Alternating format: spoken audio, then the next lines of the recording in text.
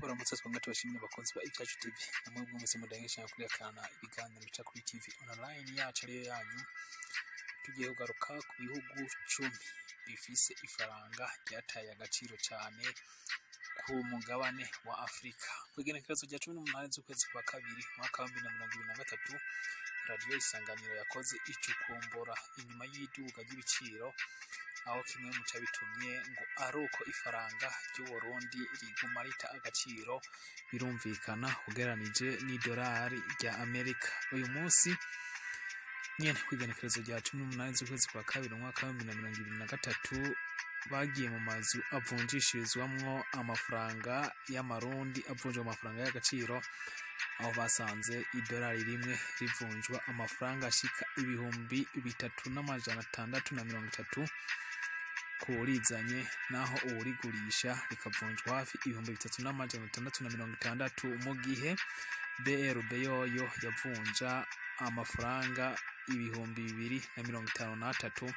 birumvikana ku idolari ufatiye ku idolari. Naho radio Isanganiro kugenekerezo rya 28 z'ukwezi kwa 3 mwaka wa 2023 radio Bonesha FM yakoze ubushakashatsi, aho yasanze ifaranga ry'u Burundi idolari rimwe rivunjwa amafaranga ibihumbi 3900. Tugire kuraba ku mugabane wa Afrika hano kuri Icyacu TV kugira ngo turabe kungene ibihugu 10 bifise ifaranga ryataye agaciro cyane ku mugabane wa Afrika. Turahera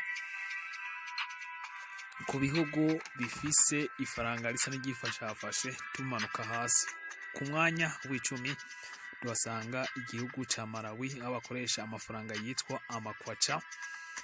Kino gihugu cyatangiye gukoresha no mafaranga yitwa amakwacha kuva mu mwaka w'1971 asubiriye ayandi yakoreshwa muri kino gihugu, yaba amasterling yo mu Bwongereza, amarandi yo muri Afrika y'Epfo, ndetse mu mwaka wa 2012 ifaranga ryataye agaciro ku rugero tigeze ruboneka ku bice 31%. Kuri ubu ifaranga rimwe ry'amadolari rivunjwa amafaranga 850 n'ibice 53 ufatiye ku idolari rimwe.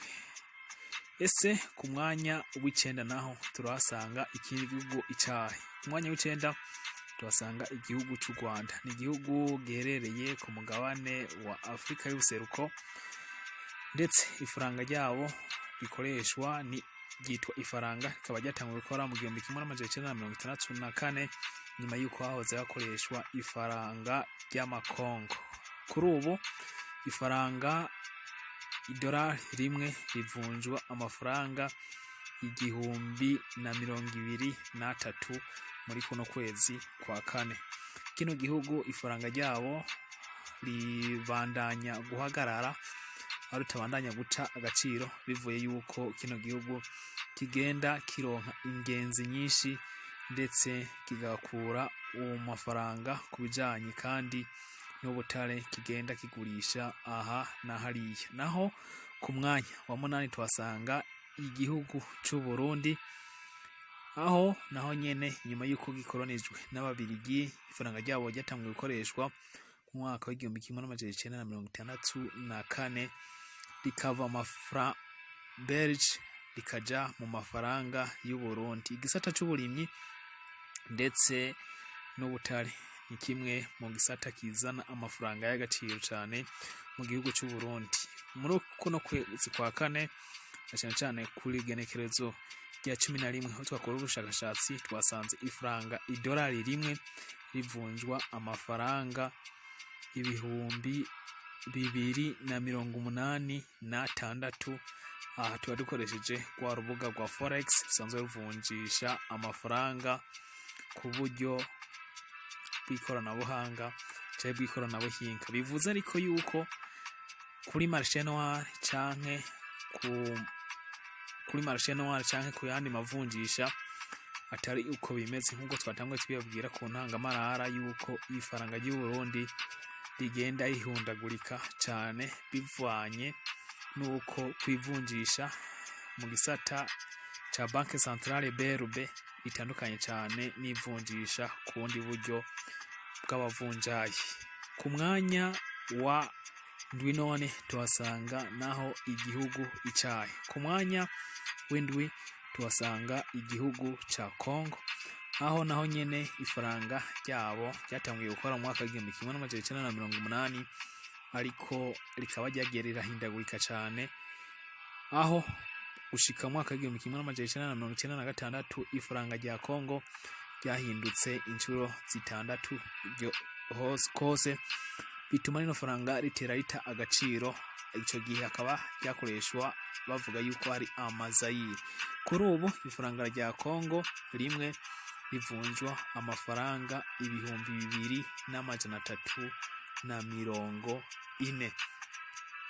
Aha tudufatiye ku buryo bwa forex busanzwe bukoreshwa mu ivunjisha ryo kuri internet, ndetse bakaba babwemewe no muri banki centrale. Ku mwanya wa gatandatu naho tuhasanga igihugu ca Tanzania, aho basanzwe bakoresha amafaranga bitwa amashiringi. Igihugu ca Tanzania ni kimwe mu bihugu bikomeye cyane ku bijyanye n'ubutunzi, ndetse kuri ubu bikaba cyaragiye muri middle income country, ni kuvuga ibihugu byifashafashe bikiriye hagati. Naho kuva mu mwaka w'igihumbi kimwe n'amajana icenda na mirongo icenda na gatandatu batanguye gukoresha amashiringi, kuri ubu idolari rimwe rivunjwa amafaranga 2,370. Ku mwanya wa gatanu naho hari igihugu icayi. Ku mwanya wa gatanu tuhasanga igihugu ca Uganda, aho ifaranga ryabo rikoreshwa cyane, ryatanguye gukora mu mwaka w'igihumbi kimwe n'amajana icenda na mirongo umunani n'indwi, ariko mu mwaka w'ibihumbi 2020 ino gihugu ifaranga ryabo ryataye agaciro ku buryo budasanzwe, kuko ryataye agaciro ku bice bishika 3% dufatiye ku idolari rya Amerika. Ibi rero bituma kino gihugu kija ku mwanya wa gatanu muri kuno kwezi kwa kane mu bihugu bifise ifaranga ryataye agaciro cyane. Idolari rimwe rivunjwa amafaranga 3,658 n'ivyicumi 29. Igihugu kigira kane aho ifaranga ryataye agaciro cyane ni igihugu ca Madagascar.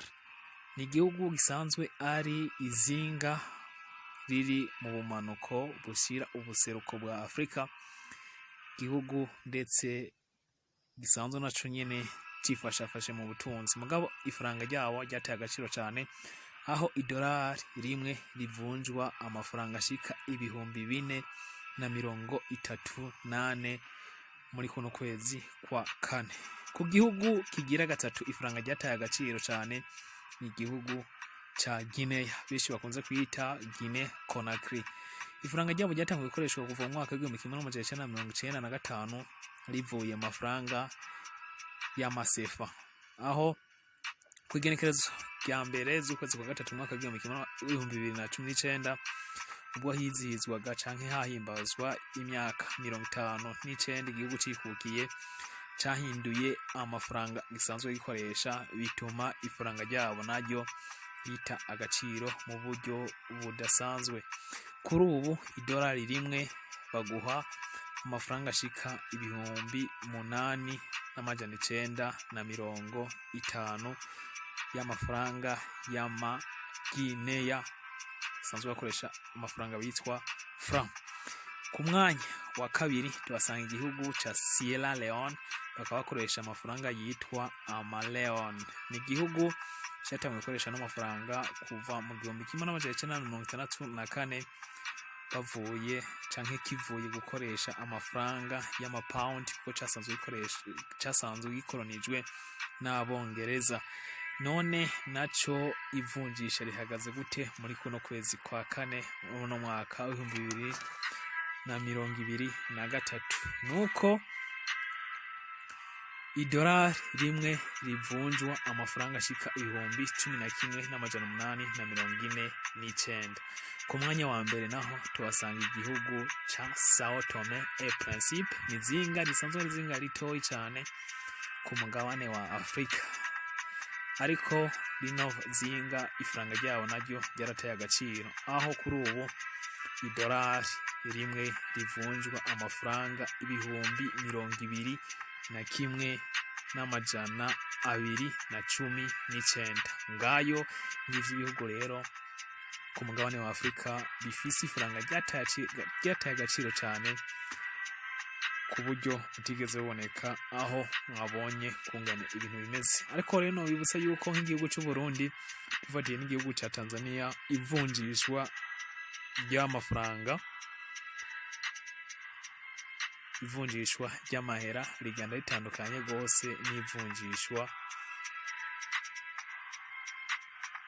rya banke centrale rigenda ritandukanye cyane n'ivunjisha rya marché noir, nk'uko twabigarutseho muri kino kiganiro. Kuko nk'ubu ifaranga rya Tanzania ufise 1,000 cy'amatanzania uhabwa amarundi ashika 1,820 y'amafaranga y'amarundi, mu gihe ufise 1,000 gusa c'amatanzania.